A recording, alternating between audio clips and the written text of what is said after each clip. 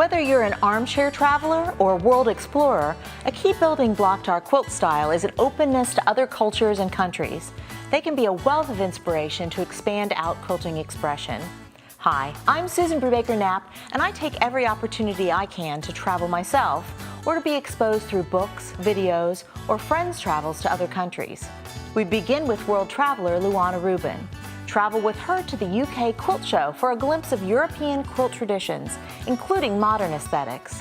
Then Lyric Kinard makes whole-cloth Celtic knots using the technique of Apli-punto, which creates a trapunto effect without slitting and stuffing.